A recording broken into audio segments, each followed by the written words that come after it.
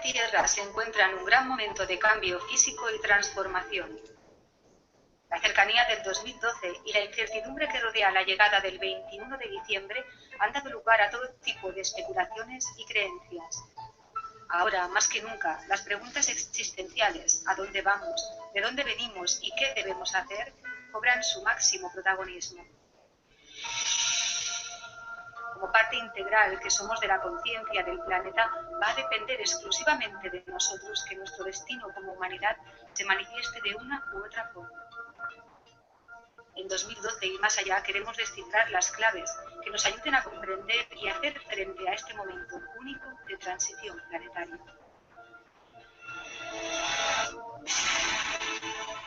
Contamos con las personas que ya están liderando este periodo de cambio en la Tierra.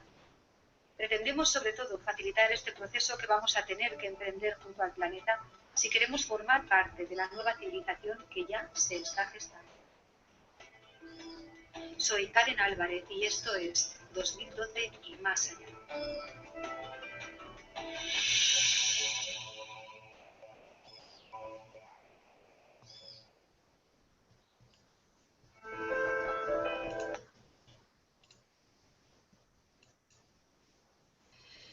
Bueno, buenas tardes a todos, buenas tardes aquí en América y buenas noches en España, que ya son como las 8 de la tarde por allí. Bienvenidos de nuevo a este programa de 2012 y más allá.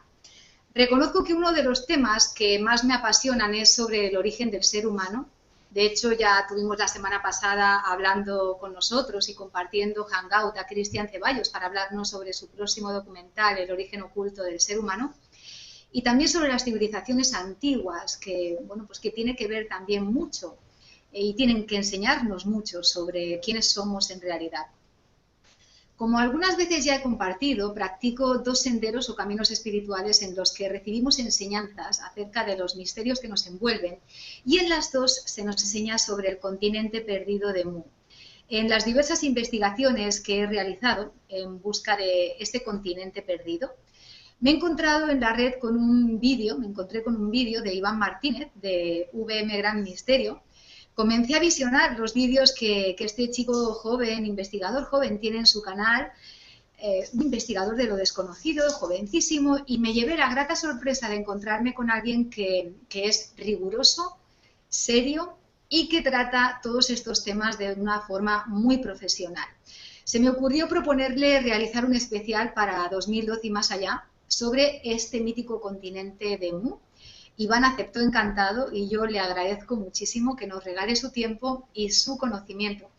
Buenas noches en España, Iván, y muchísimas gracias por aceptar esta invitación a este programa que ya puedes considerar tu otra casa. Muy bienvenido. Hola y gracias por invitarme a tu espacio. Un placer tenerte aquí con nosotros, Iván. Bueno, yo recuerdo, para hacer una breve introducción de lo que me llevó a mí a esta búsqueda de si realmente existió el continente Mu y qué nos podía aportar, yo recuerdo que me leí el libro de las piedras de Ica, de Juan José Benítez, hace ya muchos años, y ahí es donde yo tuve, creo recordar, mi primera alusión, donde me encontré con la primera alusión a este continente Mu. Estas piedras son una biblioteca de una antigua humanidad que retrató, entre otras muchas cosas, el continente de Mu.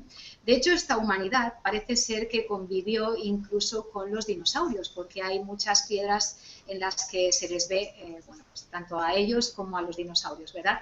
Desde mi punto de vista, estas piedras tienen una evidencia clarísima de la existencia de este continente. Algunas personas han dicho y han estado haciendo muchos artículos y se ha estado hablando muchísimo sobre que estas piedras son falsas. De hecho, el indio que las encontraba, ¿verdad?, que en un yacimiento en Ica, en Ocucaje, en uno de los desiertos de allí, de Perú, él tuvo que decir que las hacía él porque, bueno, pues porque había sufrido muchísimas presiones y luego más tarde reconoció que tuvo que decir que las hacía él. Algo totalmente increíble, muy difícil de creer, por los dibujos, por el contenido de las piedras, por todo lo que informan y detallan, ¿verdad? Y aparte es que hay miles y se puede diferenciar claramente. Yo conozco a una persona que tuvo una piedra de Ica en su mano verdadera y otra que es falsa. y se puede diferenciar perfectamente si uno las tiene cerca, cuáles son las verdaderas de las que no lo son. Otra evidencia, también silenciada por los medios y por la ciencia, es el descubrimiento en Naguni, en Japón, de las ruinas de una ciudad sumergida. Esta ciudad sumergida tiene pirámides, tiene calles y construcciones descomunales. Se encontró, de hecho, una piedra conocida como la piedra Rosetta de Okinawa, que fue descubierta por el profesor Kimura. Y este fragmento de piedra escrito en antiguos símbolos cuenta la historia de un gobernante y de su castillo que después de un evento cataclísmico quedó bajo las olas, ¿verdad? Os voy a enseñar unas fotos de Naguni. Os voy a compartir estas fotos para que veáis un poquito de lo que estamos hablando. Voy a compartir esta pantalla otra vez.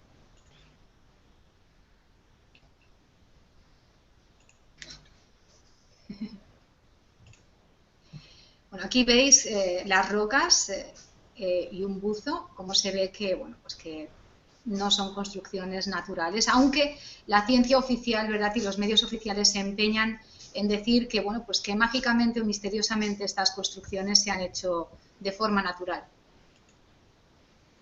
Aquí tenéis las escaleras. Hay muchas más fotos y de hecho hay vídeos. Pero bueno, para que veáis un poquito la evidencia, ¿verdad? Y esta es la piedra Rosetta, y bueno, pues de Okinawa, y aquí tenéis, bueno, pues todos los símbolos que hay, que bueno, son muy interesantes. Si buscáis información acerca de esta piedra por internet, seguro que vais a poder descubrir muchas cosas interesantes.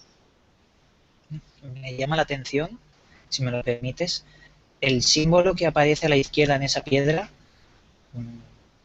No sé tú cómo lo verás, pero a mí me parece un objeto volador no identificado, pero claro, se parece el dibujo. Otra cosa es que lo sea. Hay cosas muy interesantes en la piedra. De hecho, pues las personas que han estudiado sobre el tema de Mu, lo que dicen es que esos símbolos se repiten en muchas culturas a lo largo de todo el planeta, ¿verdad? No solamente en Japón, como en Okinawa, aquí en este sitio donde se encontró esa piedra, sino que esos mismos símbolos se repiten una y otra vez en el continente americano, también en China, en India, bueno, hasta en Europa, ¿verdad? O sea, es como una cosa misteriosa para investigar y para darle vueltas y para buscar información sobre ello, porque realmente nos puede llevar a descubrimientos y a datos que nos sorprenderían mucho a todos. Bueno, pues como iba diciendo, también quería destacar las investigaciones del coronel James Charwar. Este coronel se encontró por casualidad con unas tablillas muy antiguas en un monasterio del Tíbet, muy interesantes, que narran, entre otras cosas, el hundimiento del mítico continente Mu. Según Charwar, las grandes civilizaciones de Egipto, Babilonia, Persia, Grecia, la India y China tienen como origen a Mu. Se cree que todas las religiones tienen un origen común en Mu. Hay evidencias de que la religión de Mu data de hace 170.000 años. Charwar explica las afinidades que existen entre las lenguas mayas y griegas, que estas contienen palabras muy similares que provienen, de hecho, de la antigua Lemuria, de la antigua Mu. Y, bueno, pues otra de las evidencias que descubrió Charwar, que es también algo muy significativo desde mi punto de vista, es que la flor de loto era el símbolo floral de Mu. Parece ser que fue, según la tradición, la flor de loto fue la primera flor que apareció sobre la tierra y por esa razón se adoptó como la flor que simboliza la tierra natal. Otro dato muy interesante, según Charwar, el libro de los muertos de Egipto es un memorial sagrado que está dedicado a las multitudes de personas que perdieron la vida en la destrucción de Mu, los ancestros de los egipcios y de toda la humanidad. Estos son los muertos a los que se referiría este libro de los muertos, este sentimiento de amor y devoción a la tierra natal, este sentimiento de amor y respeto hacia ella y hacia los ancestros, es el origen del culto a los antepasados, que es tan común en todo el mundo, tanto en épocas pasadas como en el presente. En la tierra de Mu hemos encontrado el lugar en el que el hombre llegó a la tierra y existen diversos registros que prueban en forma concluyente que la tierra de Mu fue el jardín del Edén, que describe la Biblia. Esto, bueno, pues es una de las cosas también más interesantes que uno pueda encontrarse y descubrir. Uno de estos registros serían estas tablillas traídas a Tíbet o los Nakals, y otros manuscritos antiguos como la epopeya del Ramayana, la obra clásica hindú escrita por el sabio historiador Valmiki, a quien se la dictó Narana, el sumo sacerdote del templo Rishi de Ayodhya, que le leyó a Valmiki los antiguos registros del templo. En cierto lugar, Valmiki declara que los Nakals llegaron a Birmania de su tierra natal en el oriente, que es la dirección en que se encuentra el Océano Pacífico. Otros documentos que confirman la historia encontrada en las placas sagradas y en el relato de Valmiki incluyen al manuscrito troano, que en la actualidad está en el Museo Británico. Es un antiguo libro maya escrito en el Yucatán y que habla de la tierra de Mu utilizando los mismos símbolos que encontramos en la India, en Birmania y en Egipto. Otra referencia también a Mu es el Códice Cortesiano, un libro maya aproximadamente de la misma época que el manuscrito troano. También tenemos el registro del Asa, junto con cientos de otros documentos provenientes de Egipto, Grecia, América Central, México y los escritos de los peñascos en el occidente de Estados Unidos. ¿Qué te parece, Iván? Bueno, nos estás dando un montón de datos y evidencias que nos hablarían de este continente perdido. Pero antes de hablar y entrar más en profundidad, me gustaría comentar a las personas, me gustaría que tuvieran una idea más fácil de lo que estamos tratando. Vamos a ver, continente perdido de Mu. ¿Por qué se llama de Mu? Y también, ¿por qué muchas veces han asociado el continente perdido de Mu con otro continente perdido, Lemuria? ¿Son lo mismo o son cosas diferentes? Yo podría decir que, según lo que he investigado, existen muchos nombres para continentes perdidos muy diversos. Podríamos hablar de rutas, Mu, Lemuria, Atlántida, Mauritia, también el continente perdido de Thul o Hiperbórea. Pero lo que intento decir es que hay muchos nombres para un mismo continente. Y ahí estaríamos hablando de Mu y Lemuria. Es lo mismo, pero bajo culturas antiguas diferentes que le dan un mismo nombre. Vamos a ver, ¿por qué se llama Mu?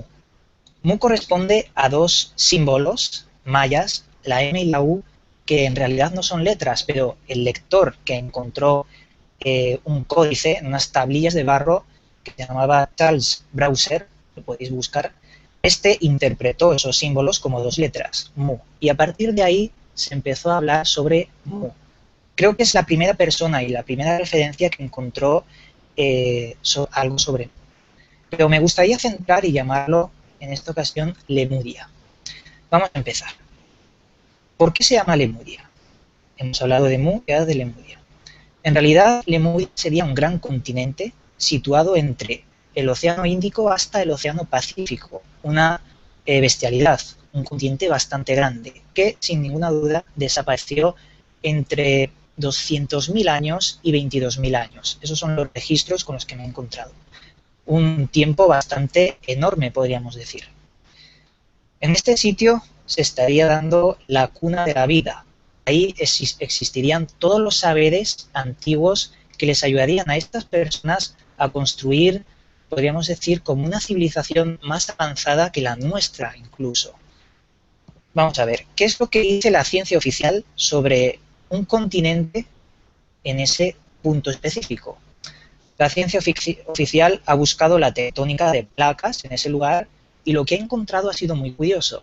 Ha encontrado que hace concretamente unos 500.000 años aproximadamente, la Pangea, todos conocéis el supercontinente de Pangea, estaba ya resquebrajándose, estaba formando lo que hoy tenemos. Y en la tectónica de placas encontraron algo sorprendente, una especie de continente mucho más pequeño que lo teorizado, que lo llamarían Mauritia. Esto bajo la ciencia oficial, todo el mundo puede recurrir a ello. Mauritia existió, pero está bajo el agua.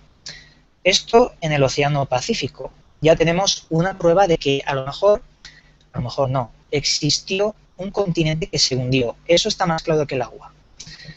Luego podríamos hablar de que también en otras culturas, como por ejemplo la isla de Pascua, conocida por ese nombre, pero en realidad es la isla de Rapa Nui, ya nos hablaba también de un continente, una isla muy grande, ellos lo llamaban, que se hundió bajo el agua. Lo llamaban la isla de Giva. Y es muy curioso porque cuando vieron hundirse a la isla, decían que los maíz, que están hoy en día en la isla de Pascua, fueron andando por el suelo marino y se petrificaron en su isla de Pascua. Es una historia bastante bonita, porque cuando estudias este continente y los otros continentes, te das cuenta de que estás estudiando una historia apasionante y vale la pena investigar esto.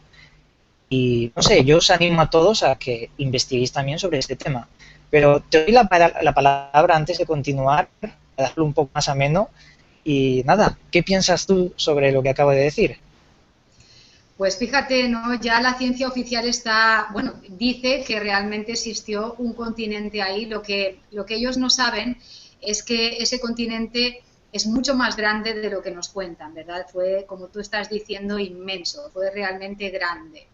Y imagínate una destrucción semejante. O sea, yo a veces hago como el ejercicio, ¿no?, de imaginarme cómo tuvo que ser ese cataclismo que yo creo que afectó, pues me imagino que a todo el planeta, porque algo de dimensiones tan bárbaras, pues tiene que afectar, ¿verdad? De hecho, bueno, pues una de las cosas curiosas que Charwar explica en su libro El continente perdido de Mu, que bueno, es un libro que le recomiendo a todo el mundo, porque si realmente te gusta este tema, quieres investigar acerca de si realmente hubo un continente tan grande como Mu, si podría ser ese continente el origen del ser humano, y podría ser el continente que albergó el jardín del Edén. Bueno, pues todo eso a mí me resulta de lo más interesante.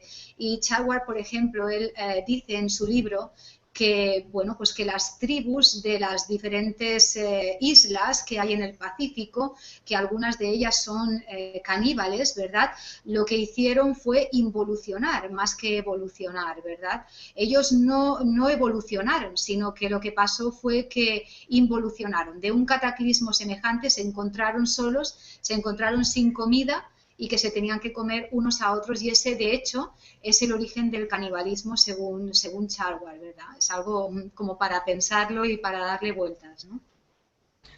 Bueno, pues es interesante porque remontarnos a estos escritos, a, por ejemplo, los primeros de algo, siempre nos indica de que hay algo oculto atrás. ¿Por qué se forma algo?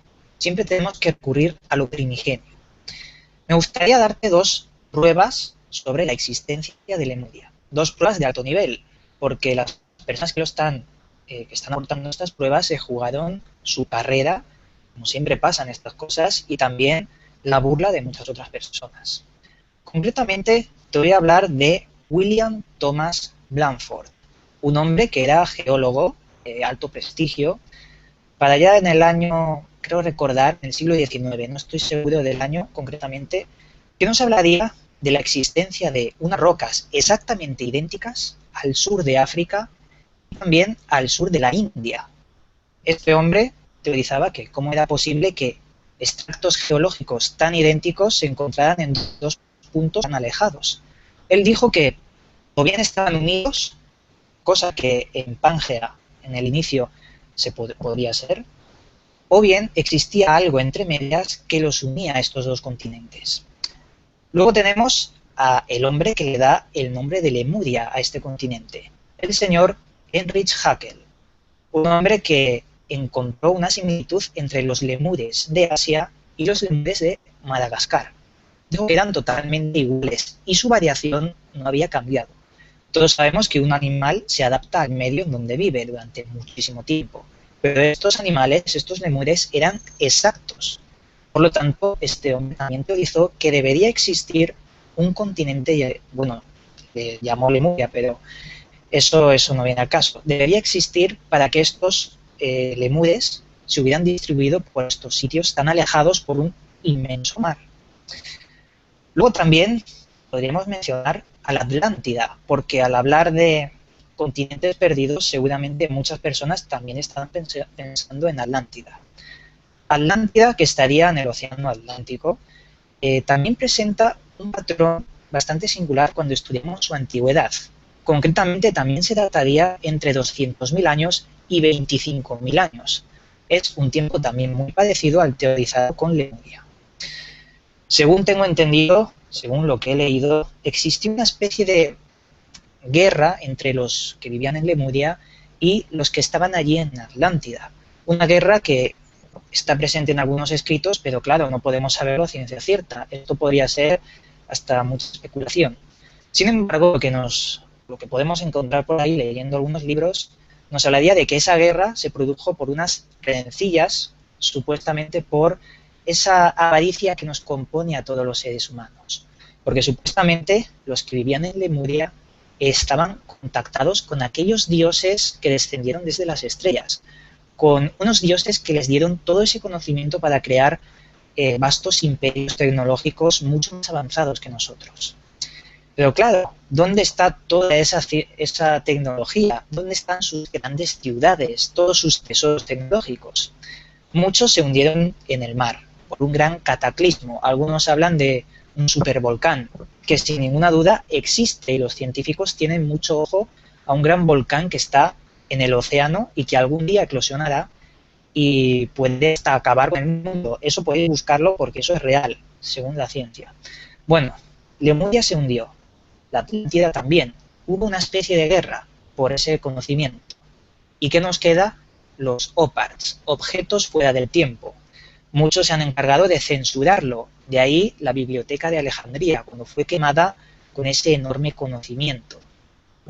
Pero lo que no se han encargado de censurar ha sido, con tantas pruebas y tantos objetos que deberían existir, los OPARTs, objetos fuera del tiempo, porque no han podido ser explicados para la época de la cual fueron encontrados. Unos objetos que nos habla de tecnología en la antigüedad, y eso es indudable. Así es, pues mira, yo te voy a seguir contando cosas sobre el continente de Mu. No sé si has oído hablar de Frederick O'Brien. Él escribió, antes de comenzar la emisión te lo comentaba, Sombras blancas en los mares del sur. Este señor hace un descubrimiento bastante asombroso, y es que los nativos de los grupos polinesios de las islas de los mares del sur eran de raza blanca originalmente, y que además son un pueblo de gran belleza, un vínculo perfecto entre las razas blancas de la tierra. Ese es un dato curioso porque, de hecho, pues lo que se dice, ¿verdad?, es que los que quedaron en las islas, los primeros que quedaron en las islas, ¿verdad?, que fueron, digamos, los remanentes de ese continente, serían como las montañas del continente cuando se hundió, ¿verdad?, las islas del Pacífico, serían los supervivientes del cataclismo, de la catástrofe. Después también hay datos curiosos sobre Augustus Lepongleón, que fue un viajero y escritor del siglo XIX. Este señor llevó a cabo investigaciones en las ruinas mayas en la península del Yucatán. Y, bueno, pues él tradujo unas antiguas escrituras mayas, y estas escrituras demostraban que, bueno, pues que era una civilización más antigua que las de Grecia y que las de Egipto incluso. Además contaba la historia de que un continente incluso más antiguo, que ya no existía, llamado Mu, se había hundido de una manera similar a la Atlántida, y cuyos sobrevivientes fueron los que fundaron la civilización maya. De hecho, la pirámide de México, esta pirámide está en Xochicalco, al suroeste de la Ciudad de México, tiene una inscripción que Lepongleón tradujo como sigue, os la leo. Esta pirámide es un monumento conmemorativo erigido para perpetuar entre las generaciones futuras la memoria de la destrucción de las tierras de Occidente.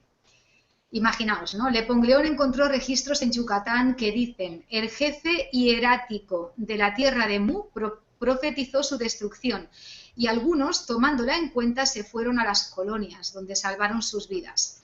Lepongleón murió muchos años antes de que Schliemann publicara el registro Lhasa, que también habla sobre bueno, pues unas evidencias de Mu, ¿verdad?, del continente Mu. Después, otra evidencia que también hay es el templo de Uxmal. Este templo se ubica en Yucatán y Lepongleón lo llamó el templo de los sagrados misterios, y en su muro hay una importante también, digamos que, evidencia de Mu.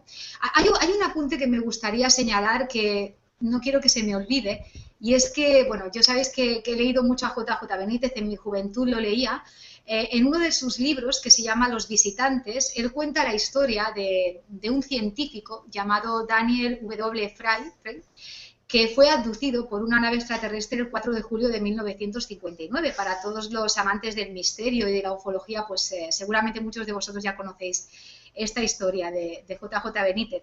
Cuando el científico estaba a bordo de la nave, porque se lo llevaron en la nave, él fue abducido, ¿verdad?, intentó memorizar cada detalle del interior de esta, y le llamó mucho la atención un emblema grabado en el respaldo del asiento con una representación simplista de un árbol y una serpiente.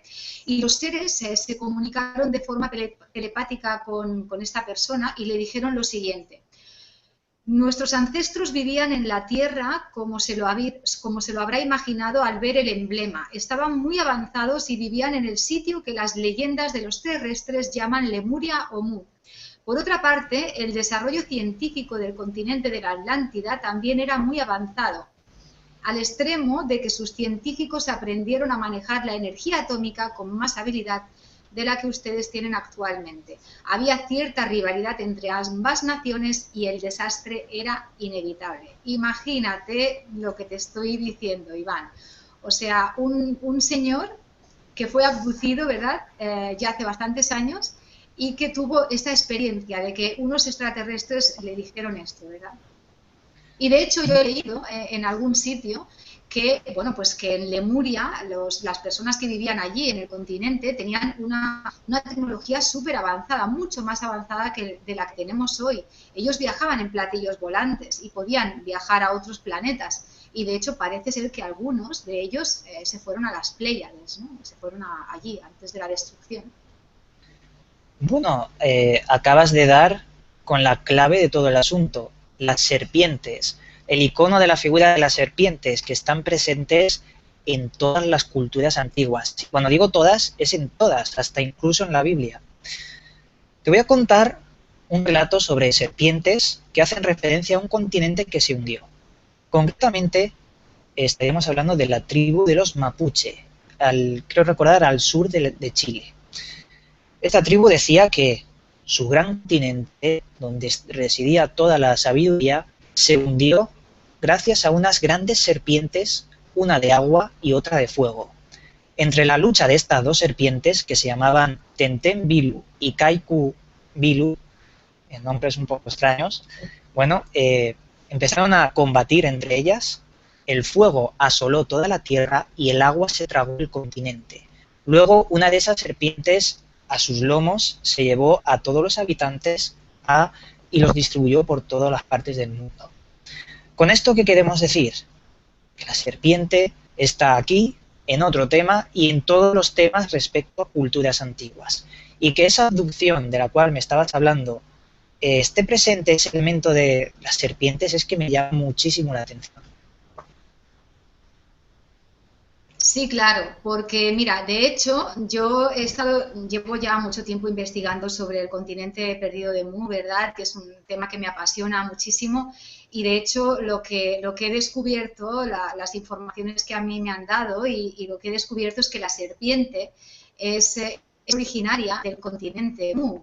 Después, claro, como las razas se crearon en el continente Mu y las razas emigraron a poblar la Tierra a diferentes sitios, ¿verdad?, las 5 razas, los 5 colores que fueron los que se crearon originalmente en Mu, pues llevaron esta cultura, esta información, este conocimiento de la serpiente, porque la serpiente lo que simboliza es la energía espiritual, ¿verdad? Simboliza. De hecho, bueno, pues los Hopis hablan sobre la serpiente emplumada, también los mayas, en muchísimas otras tradiciones y culturas. En la India se le denomina la Kundalini, que es la serpiente que yace dormida, enroscada en la columna vertebral del ser humano, bueno, no en la columna vertebral, sino en la columna vertebral energética, en el cuerpo sutil o en el cuerpo energético del ser humano, y que lo que ha pasado, ¿verdad?, es que en un principio a nosotros nos crearon, a los seres humanos nos crearon perfectos, y lo que pasó fue que hubo una involución. Aunque creamos que hemos evolucionado, lo que pasó en realidad fue todo lo contrario, ¿no? Que hubo una involución. Ahora hablaremos un poquito más en detalle de todo eso, pero lo que pasó fue eso, y es que la serpiente estaba arriba del todo, ¿verdad?, arriba en el Sahasrara, que se conoce como Sahasrara, la parte de arriba de la cabeza, que es el centro energético que nos conecta con la divinidad, con lo divino, y lo que pasó fue que la serpiente fue descendiendo en la columna vertebral, ¿verdad?, que simbolizaría el árbol del conocimiento, ¿verdad?, pues se fue descendiendo hasta abajo y quedó enroscada 3 veces sobre ella misma con la cabeza hacia abajo, que de hecho bueno, pues en muchas tradiciones espirituales verdaderas o que tienen un camino, un origen verdadero, o que están algo en conexión con la verdad, te hablan acerca del despertar de esta energía interior, de esta energía kundalini, para que, bueno, pues hay diferentes técnicas para hacerla despertar, sobre todo a través de un maestro, de la iniciación de un maestro que ya pues está en disposición de otorgar este despertar espiritual a otras personas, ¿verdad? La energía despierta y comienza a ascender por la Shushumma, que se llama, que es la columna vertebral energética, y va bueno, pues purificando todos los sistemas, todas las nadis, los centros energéticos del cuerpo sutil, hasta llegar arriba del todo, que es cuando ya nos divinizamos, ¿no? De hecho, esa sería la esencia de la evolución del ser humano, ¿no? Adquirir todo este conocimiento. Ya. Te voy a dar unos cuantos apuntes más, Iván. Este apunte es muy interesante porque yo lo descubrí también a través del libro del continente perdido de Churwar. William Niven fue un arqueólogo escocés que encontró en 1919 en Azcapotzalco, México, unas tablillas también muy parecidas a las del coronel Churwar, a las que llamaron tablillas de Niven. No sé si tú habrás oído hablar sobre esto. Y bueno, pues en 1860 el geólogo inglés William Thomas Bradford encontró similitudes entre los tipos de rocas presentes, como tú bien decías antes, del sur de África y el sur de la India. Estas rocas eran prácticamente idénticas en ambos continentes, alejados por más de 5.000 kilómetros. Y bueno, pues después de mucho pensar al respecto, lo que hizo fue teorizar sobre la posible existencia de un desaparecido puente de tierra que uniera ambos continentes. En la isla de Pascua, como tú bien decías antes, ¿no?, existe esta memoria de una antigua patria llamada Jiva, que se hundió por un cataclismo y que produjo una emigración a la isla de Pascua. El pueblo indígena mapuche, como bueno, estamos haciendo un poco de recapitulación de lo que tú has dicho, al sur de Chile y la Patagonia argentina, dicen ser descendientes de una raza venida de una tierra tragada por las aguas, la cual justamente, según su historia, llevaría el nombre de Mu. Es que son muchos indicios. Los antiguos textos de los indios Hopis rezan lo siguiente. Verás, te lo voy a leer. ¿Has visto, dijo Sotugnag?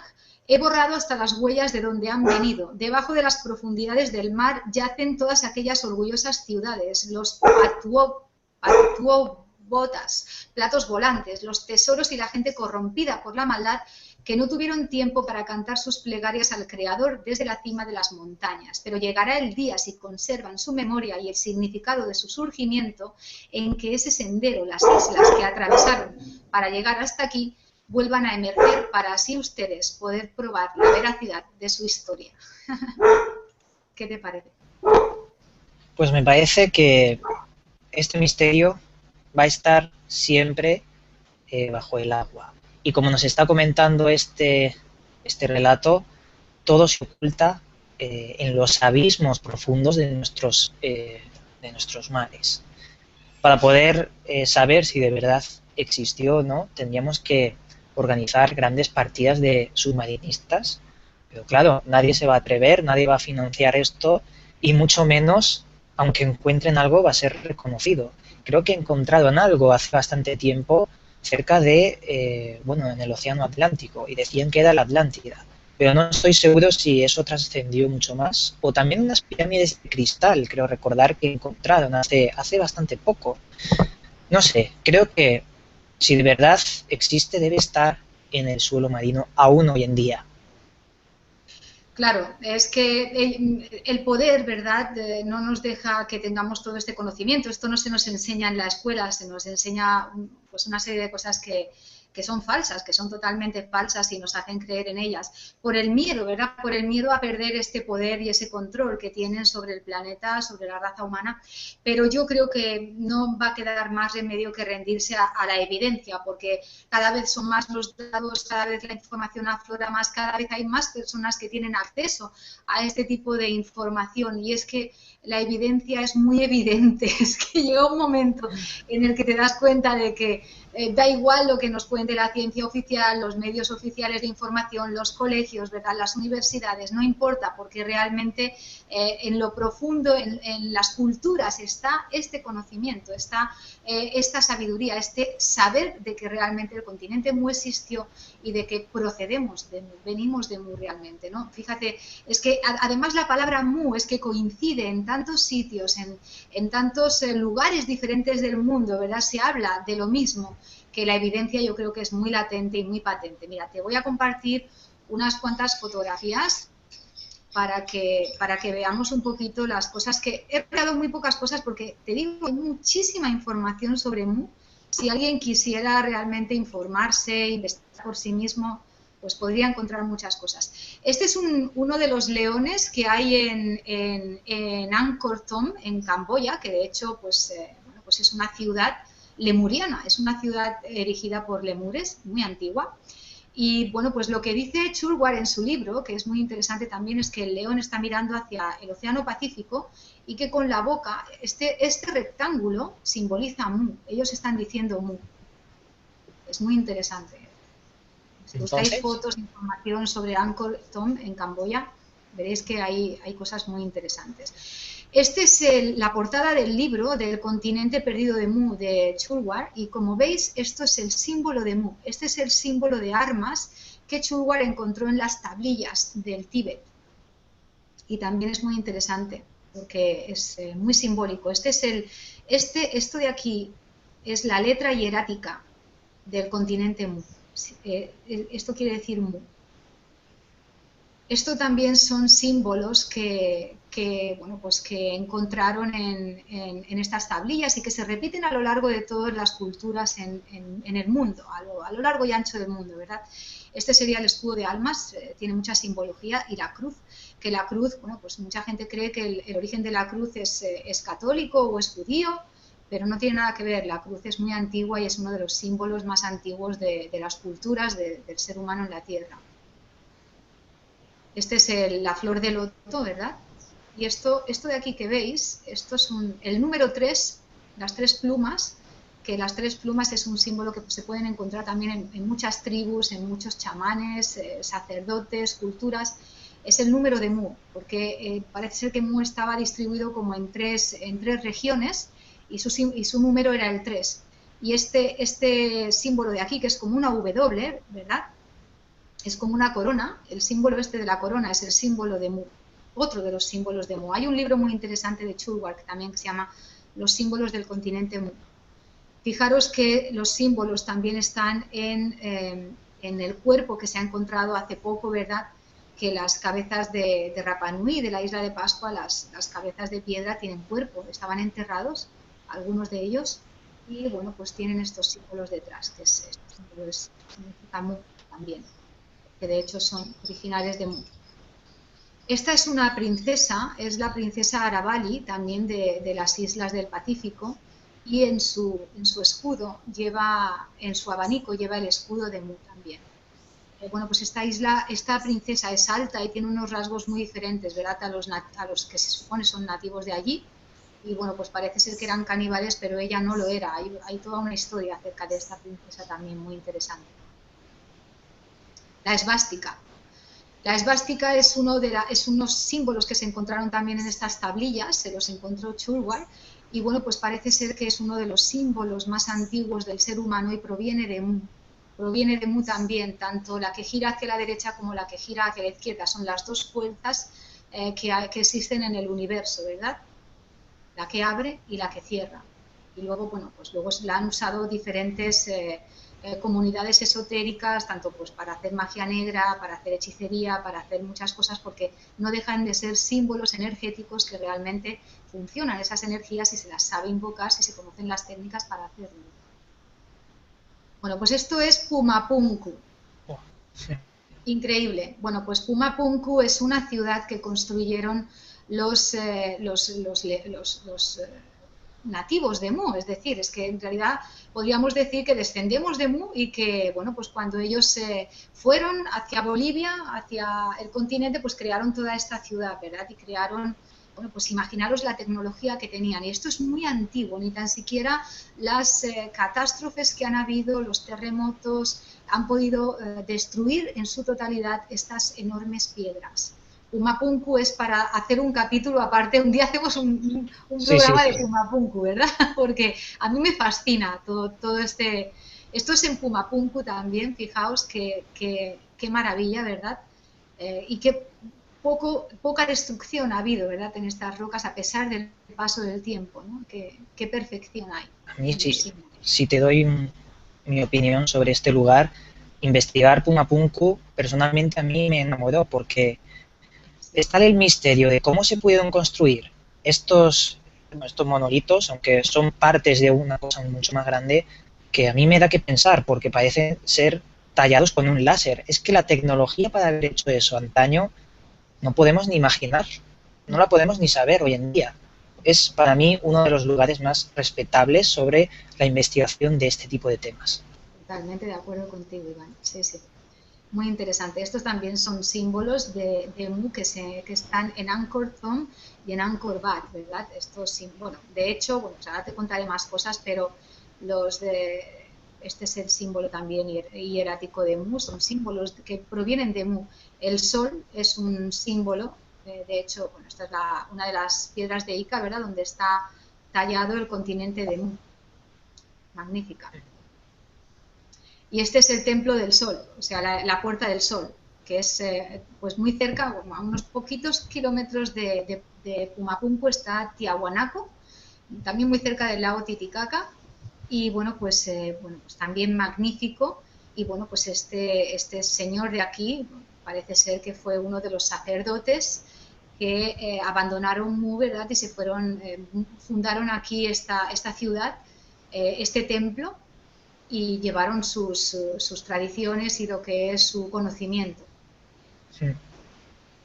Esto también es un tocado de un sumo sacerdote inca y como veis, pues bueno, pues hay muchas cosas lemurianas en todo el tocado, ¿no? Porque los incas también, los mayas, los incas, los aztecas, todos son descendientes de Mu. Claro, muchas personas se pueden encontrar con esta información y que les suene un poco extraño, ¿no? Pero si realmente buscáis información e investigáis, bueno, pues esto es Tiahuanaco, imagínate. Fíjate que en Tiahuanaco tenemos aquí el símbolo, ¿verdad?, de esta entidad, de este ser que parece ser que era como el sacerdote, el sumo sacerdote, y las caras que hay aquí de animales y de seres están de todas las razas, cuando se supone que esas razas no tenían conocimiento cuando este sitio se erigió, ¿verdad?, se hizo. Ese es un dato bastante interesante porque si esa cultura sabía de otras razas cuando no deberían saberlo, ahí nos está hablando de una historia que no nos han contado. Exactamente, exactamente, exactamente. O por ejemplo también si tú viajas a Machu Picchu, pues tú te das cuenta de que realmente la primera ciudad construida, las rocas, que están pues juntas, ¿verdad? Como están juntas todas las rocas de estas grandes construcciones que no se sabe con qué material se unieron, pero que no puede pasar ni una hojita de papel por ahí, ¿verdad? Claro. Son muy diferentes a la construcción que hicieron después los incas, ¿verdad? Entonces es mucho más antigua la ciudad originaria, que de eso ya queda muy poquito, ¿no? Son las primeras piedras nada más. Luego las demás son construcciones que ya son diferentes. Pues mira, si quieres te voy a comentar un poquito, si te parece, lo que a mí me han contado, ¿verdad? Lo que yo sé de Mu. Lo que yo sé de Mu, como tú, es lo que podemos investigar, los libros que podemos leer, los vídeos que podemos ver, toda la información que podemos ir recopilando por internet, por los diferentes libros que podamos leer y a partir de ahí pues ya sacar datos, conclusiones y juntar una pista con otra, ¿no? Es como un rompecabezas que parece que te va llevando a algún sitio, ¿no? Y vas descubriendo una serie de cosas. Pero por otro lado, aparte de toda esta información de la que a mí me encanta poder nutrirme informarme, investigar, me encanta. Aparte de eso, como ya he dicho al principio, y te he contado a ti varias veces, yo practico dos caminos espirituales, estoy iniciada en 2 caminos espirituales, ¿verdad? Y lo que te puedo decir también es lo que a mí me han contado, lo que yo sé de estos caminos espirituales, lo que a mí me han dicho en estos caminos, ¿verdad? En uno de ellos, por ejemplo, se nos dice que el continente Mu fue, ¿no? Pues fue realmente donde se crearon las 5 razas, los 5 colores originarios del ser humano, de esto hace muchísimo tiempo, y que, las religiones tienen un origen común, que sería la religión original de Mu, que está basada en los principios divinos. No tiene nada que ver con las religiones que hoy en día conocemos, sino que la verdad es muy diferente, ¿no? Hablan de la verdad de los principios divinos, del ser. Y por otro lado, pues aparte nos dicen que eso fue el jardín del Edén, ¿no? Y que nos crearon perfectos, pero que, bueno, pues luego pasaron una serie de cosas. Después, en el otro camino espiritual, lo que me han contado mis maestros es que, bueno, pues que el continente de Mu albergaba a la aristocracia, compuesta por los más iluminados que gobernaban el imperio con una inteligencia pues que no ha sido igualada a lo largo de los anales del tiempo todavía. Estos gobernantes fueron los que entregaron a las antiguas razas una civilización que conocía bien la ciencia de la comunicación y de la transmisión. Todo esto ha pasado a ser casi totalmente desconocido, como ya lo hemos comentado antes, debido a la destrucción deliberada de los pergaminos, de los papiros, donde estaba escrito todo ese conocimiento por parte de aquellos que llegaron después. Esto es lo que a mí me cuentan, ¿verdad? Estos que llegaron después de ellos a formar la nueva civilización menos inteligente que habían imaginado y que ha inducido y ha premiado el miedo, la guerra y todo tipo de desasosiego mediante la ignorancia creada por las falsas enseñanzas. De hecho, la destrucción de la biblioteca de Apolo en Alejandría, en Egipto, robó a las sucesivas naciones una iluminación que, aunque todavía es conocida por algunos, debía haber enriquecido a la humanidad más allá de la comprensión. Los chinos poseían una iluminación que ha sido transmitida a través de cada sucesiva dinastía hasta las denominadas filosofías religiosas, hasta que estas denominadas filosofías religiosas obligaron a sus eruditos a ocultar su sabiduría. Osiris fue el sacerdote supremo del antiguo imperio Atlante, que floreció bajo la dirección de Poseidón, quien profetizó la destrucción de ese imperio debido a un cataclismo. Trajo a los egipcios secretos y misterios sobre la ciencia del ser, que eran desconocidos para ellos antes de su llegada. Todos los egipcios le reconocieron y le adoraron como a un dios.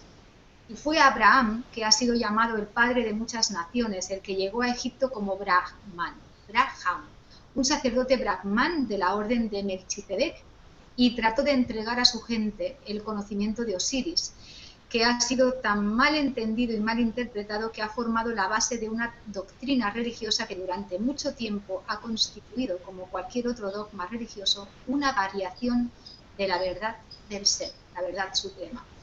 Además de México, los mayas también colonizaron la India, Siam, Birmania y formaban parte de las 12 nacionalidades originales de Mu o Imperio de Lemuria. Como los mayas se encontraban en esa parte de la tierra que no se hundió cuando Lemuria se sumergió, encontramos remanentes de la arquitectura de Lemuria en Asia, por ejemplo en Arcontom, Camboya, en la Indochina francesa. Sus ruinas ocupan unos 24 kilómetros y llegó a tener una población de más de 3 millones de personas. Los mayas, que más tarde colonizaron el este, fueron conocidos como nagas y habitaron la India, estableciendo el imperio Naga en el Deccan, lugar que ahora ocupa la ciudad de Nagpur.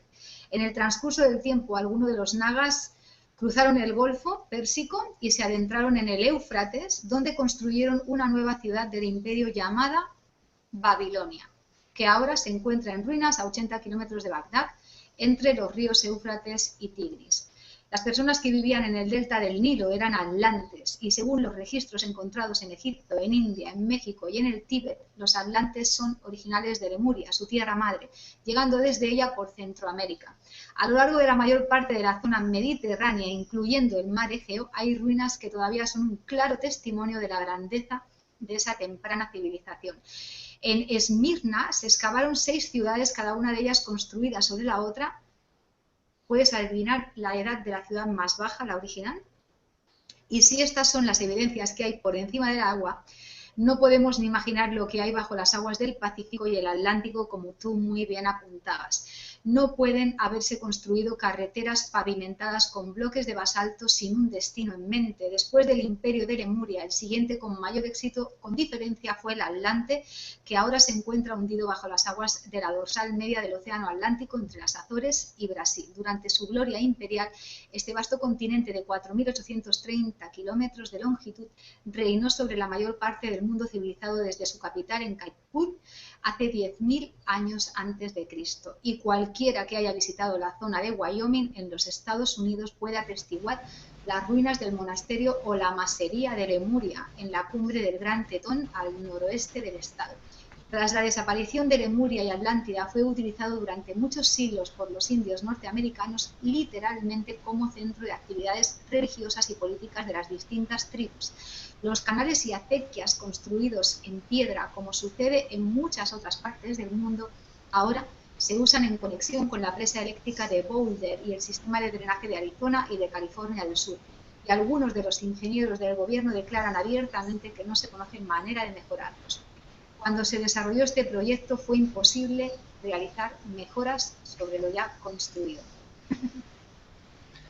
Bueno, son muchísimos datos. Estás dando un montón de información y creo que después, cuando las personas intenten investigar sobre esto, tendrán que ir parando para escuchar con atención todo lo que nos estás contando, porque es bastante importante.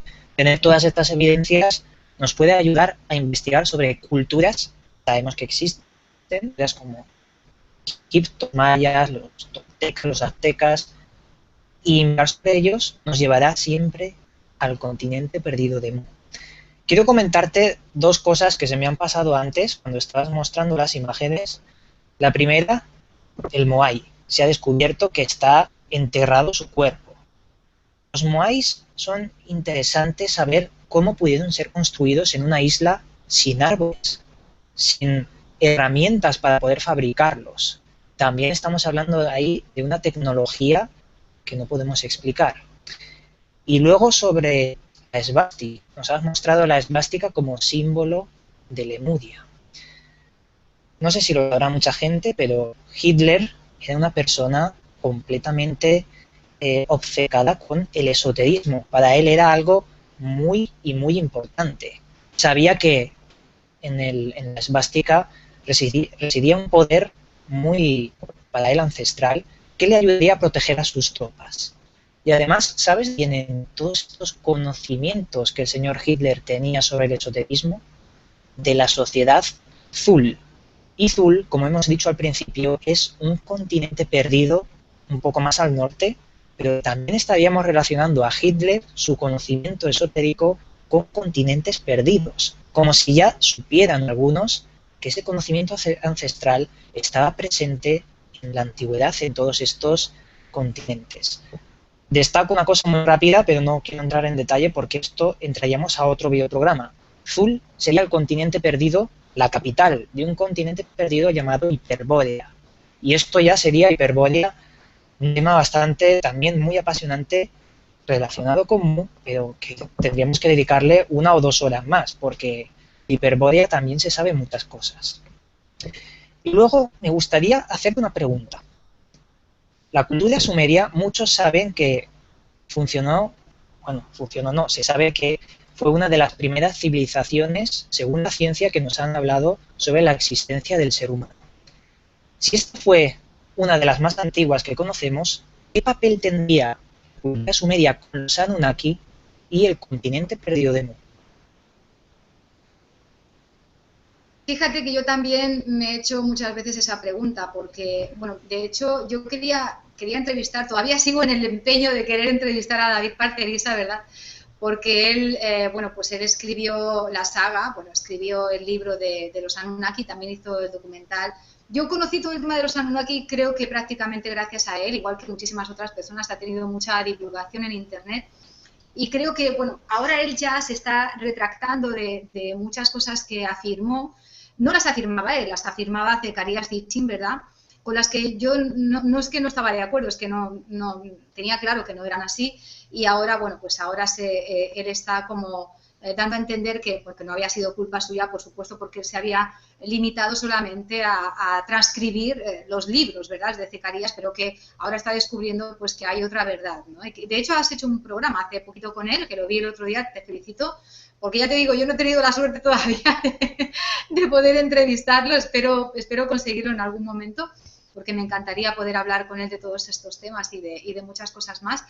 Y en el programa contigo, pues él decía pues esto, ¿no?, de las mentiras sobre Zecarías Sitchin, ¿no?, de que realmente, bueno, pues no fuimos creados por los sumerios, ¿verdad?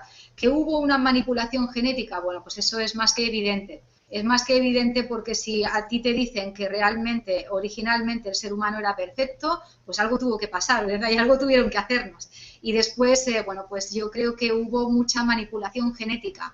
Es decir, no solamente, igual que ahora se está haciendo, ¿verdad? Porque estamos llegando a un punto también, como antes, tecnológico, en el que ya se está desbordando esto y, bueno, pues el ansia humana de querer ser dioses, entre comillas, ¿no?, pues no tiene límite. Y ahora pues se están haciendo muchas barbaries también, a todos los niveles, pero en la genética también. Y en aquella época en la que estos dioses secundarios o dioses de segunda, o como lo quieras llamar, que también pues tenían mucho poder, mucho conocimiento, pero que realmente no estaban actuando, ni viviendo, ni siendo de acuerdo a las leyes divinas, a los principios divinos universales, pues hicieron muchas manipulaciones genéticas, como estas cosas que vemos en Egipto, en Babilonia y en muchos otros sitios, en muchos otros lugares, que son seres bueno, pues antropomorfos, que tienen cabezas de pájaro, cabezas de otro animal, ¿verdad? Pues yo creo que todo esto, por lo que he leído y por lo que yo me he informado, creo que todo esto fue cierto, que hicieron todo este tipo de manipulaciones, ¿verdad? Y que tenían todo este tipo de conocimiento, todo este tipo de sabiduría, que por supuesto era totalmente para ellos nada más, ¿no? No dejaban que el ser humano pudiera acceder a este conocimiento y a esta información. Y ellos pues lo que hicieron fue manipular. Entonces, pues para mí los dioses sumerios no dejan de ser estos que vinieron después, ¿verdad?, que fueron después de nuestros creadores originales, y que lo que hicieron fue corromper a la humanidad, o como se le quiera llamar, o manipularnos, y lo que hicieron fue hacernos caer, ¿no?, hacernos caer a lo más bajo, a la tercera dimensión más pura y dura, y ahora pues nos hemos alejado mucho de lo que son los principios divinos, lo que es esta sutileza, bueno, pues estos principios de la verdad, o esta verdad original, y estamos como muy lejos de eso, estamos como muy perdidos, muy equivocados, y tenemos otra vez que volver al origen, ¿no? Yo le llamo volver al origen, y el origen es el conocimiento de Mu, el conocimiento de que realmente somos divinos, nuestra esencia es divina. Y lo de Sumeria, bueno, Sumeria se conoce como la cuna de la civilización, ¿verdad?, ahora mismo. Pero claro, la cuna de la civilización que conocemos de hace apenas unos 2000 años, un poco más, ¿verdad? Pero hubo civilizaciones antiguas muchísimo más avanzadas que Sumeria, y de hecho hay evidencias de ello, ¿verdad? Ahora mismo, pues no te sabría decir, pero jolines, si es que ya solamente con toda la información que hemos dado sobre las evidencias de estas culturas y del continente Mu, pues imagínate todo lo que tenemos ahí, ¿no? Entonces yo creo que realmente los sumerios o lo que son los Anunnakis, no tiene nada que ver con esto que se ha popularizado tanto, ¿no?, de que crearon al Lulu, de que crearon al ser humano a partir del homínido, y de que nos esclavizaron para ir a las minas a coger oro, y que resulta que luego pues que no sé qué pasó, que crearon un cataclismo para acabar con nosotros y todo esto, ¿no? Creo que no tiene nada que ver con eso, ¿no? Que realmente los dioses sumerios, igual que cualquier otros dioses, porque están los dioses egipcios, están los dioses griegos, es que hay cantidad de deidades, ¿verdad?, que no son las originales, que son los que realmente tomaron o asumieron la divinidad, por llamarlo de alguna forma, ¿verdad? Y como que nos condujeron de forma errónea o de forma manipulada para su propio beneficio, ¿no? Para su propia conveniencia, ¿no? Eso creo que fue lo que pasó. Pero eso es mi creencia, es lo que yo creo. Puedo estar equivocada y realmente pueden existir los Anunnaki. No lo sé, no sabría decirte. Yo lo que pienso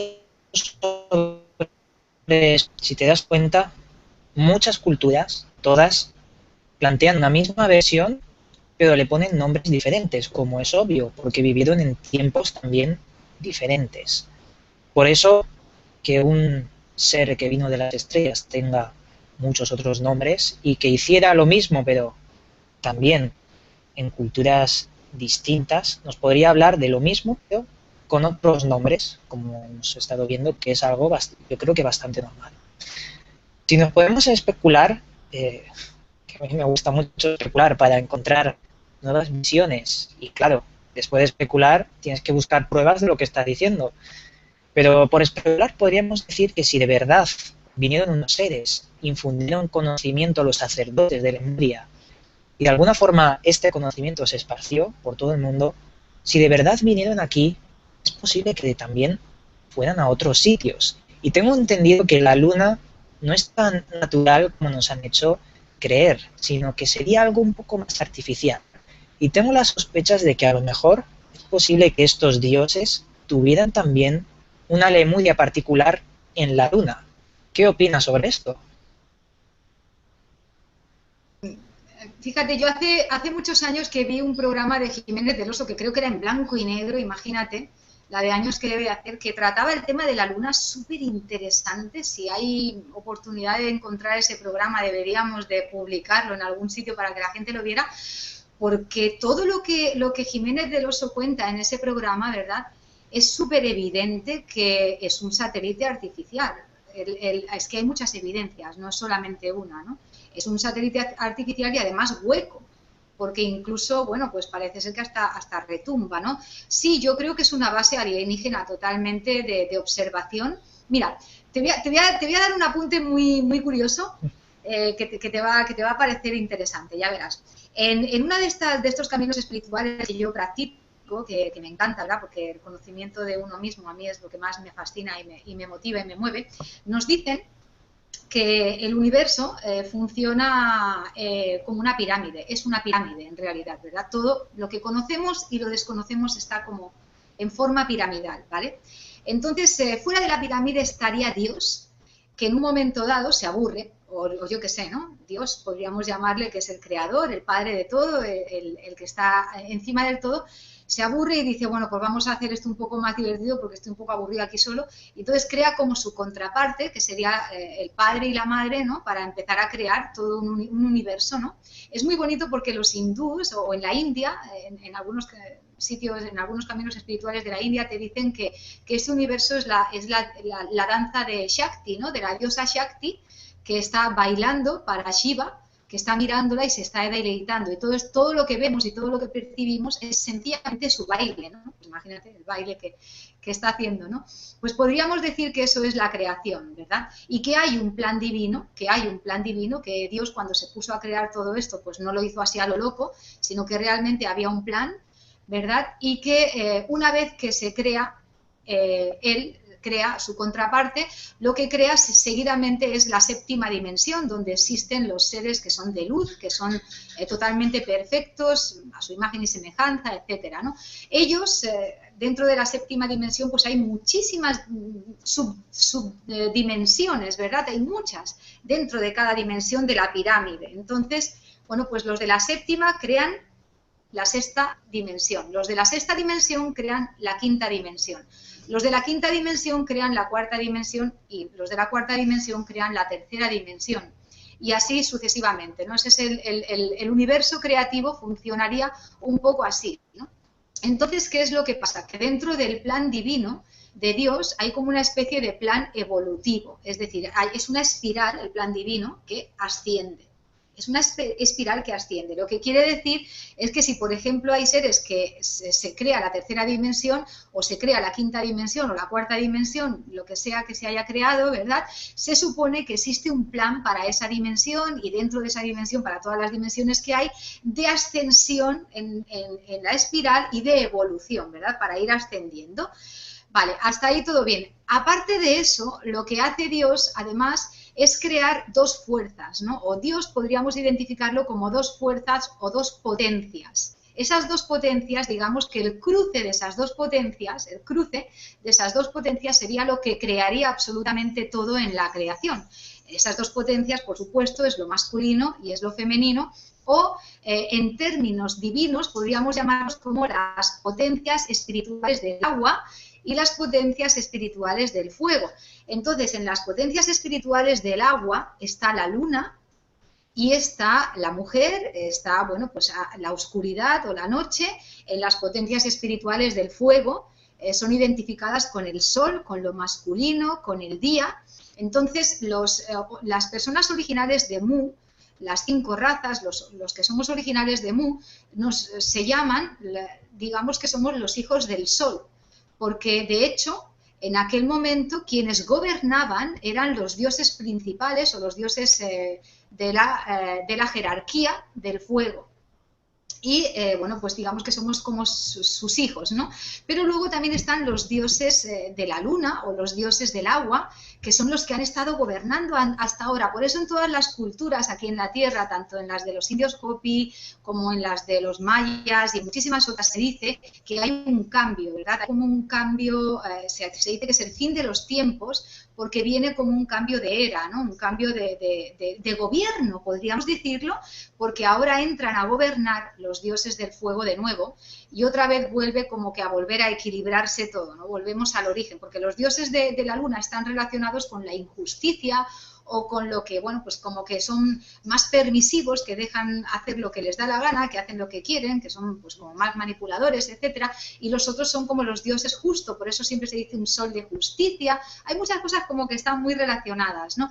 Y a Lemuria se le conoce como la tierra del sol, el origen del sol, ¿no? Y de hecho, bueno, pues Japón tiene también como mucha cultura y mucha traducción, no solo Japón, sino que muchos otros países y otros sitios tienen como en sus banderas y en sus emblemas el sol, porque son originarios de Mu, ¿no? O tienen todavía este conocimiento, ¿no? de que provienen de allí, ¿no? Entonces, podríamos decir que en la luna, desde mi punto de vista, y haciendo como un poco de... como tú dices, bueno, pues haciendo nuestras propias conclusiones, ¿no? Sacando nuestras propias conclusiones, podríamos decir que estarían allí o tendrían su base estos dioses secundarios o dioses de la luna, ¿no? Que yo, por lo que he estado investigando y por lo que yo he estado viendo, leyendo, etcétera, no creo que haya ni buenos ni malos. Sencillamente son naturalezas diferentes y ya está. Y dentro de los que pueden haber dioses secundarios o dioses de la luna, podrían haber deidades benévolas para nosotros y deidades que no lo son tanto, ¿no? Entonces, bueno, pues ¿podría ser la luna una base alienígena de estos seres? Sí. La verdad es que hay muchas evidencias de que pueda serlo. Un día hacemos un programa, de hecho, si quieres, y buscamos información. Claro, cuando quieras. Yo también hice el videoprograma sobre la Luna y presentaba los datos de los científicos Sin y Shcherbakov, que estos se jugaron su carrera, también eran de un enorme prestigio, que decían que, por ejemplo, los cráteres de la Luna eran muy grandes, pero muy poco profundos. Eso les llamó la atención. Y además, cuando las sondas se posaban en la Luna, esta vibraba constantemente, como si fuera hueca. Además, composición es totalmente distinta a cualquier planetoide de nuestro sistema solar. Y además, se considera que la Luna es un satélite, claro, pero para mí no es un satélite, es un planetoide. Es mucho más grande que el planeta, bueno, ya no es planeta, Plutón, pero fue considerado planeta. Y además su órbita es totalmente extraña, es circular cuando debería ser elíptica. Y no hablemos de la cara oculta de la Luna. Ningún bicho artificial, planetoide, ninguno nos da una cara. todos nos dan dos caras, solo la luna nos da una cara. ¿Y esto por qué lo hace? Bueno, nos estamos desviando mucho del tema. Esto ya sería otra cosa, claro, pero no sé. Me gustaría dejarlo para otra ocasión, claro. Lo dejamos para otra ocasión, Iván. Yo te agradezco muchísimo que hayas bueno, pues participado y acompañándome aquí en 2012 y más allá. Espero que volvamos a repetir y que sea pronto. Yo creo que es un tema muy interesante. Podríamos bueno, pues hacer una segunda vuelta también si alguien cree que puede encontrar más datos, más evidencias, porque como tú dices muy bien en tu programa de Gran Misterio, ¿verdad?, que os recomiendo a todos que lo visitéis, tanto su web, que se llama granmisterio.org, como su canal de YouTube, que se llama VM Gran Misterio, y este programa también va a estar allí. Visitadlo porque la verdad es que todo lo que Iván comparte merece la pena, es muy riguroso, él investiga todo con gran profundidad y con mucha seriedad y profesionalidad, como he dicho al principio, y bueno, pues lo que tú dices siempre, ¿no?, que tu programa es como una especie de mastermind, ¿no?, una especie de sinergia en la que todo el mundo puede participar. Yo creo que estamos en la época en la que las personas tenemos que tomar responsabilidad por nuestro conocimiento, por lo que realmente sabemos o no sabemos y lo que nos están ocultando o no. Creo que es responsabilidad de todos nosotros abrir este paso, este conocimiento, buscar la información, ponerla al alcance de los demás. Creo que tú lo haces muy bien en tu programa y bueno, pues yo lo que haría sería invitar a todo el mundo a que participen, a que den su opinión, a que hagan sus comentarios, a que aporten también ellos sus pruebas, sus conclusiones, las investigaciones a las que ellos han llegado y si encontramos material, evidencias y cosas que alguien haya podido aportar, pues hacemos un segundo programa, claro que sí. Y nada, solo agradecerte muchísimo que hayas estado aquí. Hemos tenido mucha audiencia, la verdad es que hemos batido un récord hoy, se lo agradecemos mucho a todas las personas que han estado participando. No he podido abrir el sitio donde se está publicando para ver si hay comentarios, pero luego miraremos si hay comentarios y responderemos a todos. Así que si quieres terminar con alguna cosa tú, Iván. Vale, me he dejado en el tintero un apunte sobre lo que has dicho de si estos seres son buenos o malos. Como decía el señor Salvador Freixedo, nosotros hacia los animales podemos ser buenos o ser malos, según el uso que le demos a estos animales. Igual podría pasar con los dioses hacia nosotros. Y nada, muchas gracias por invitarme y espero que este no sea el único programa que hagamos y adelante. Muchas gracias a todos. Nos vemos la semana que viene con David Kanga, que bueno, le voy a hacer una entrevista sobre su libro Desenmascarando a Yahvé, que creo que va a estar también muy interesante y también vamos a debatir lo nuestro. Un saludo a todos, gracias, chao.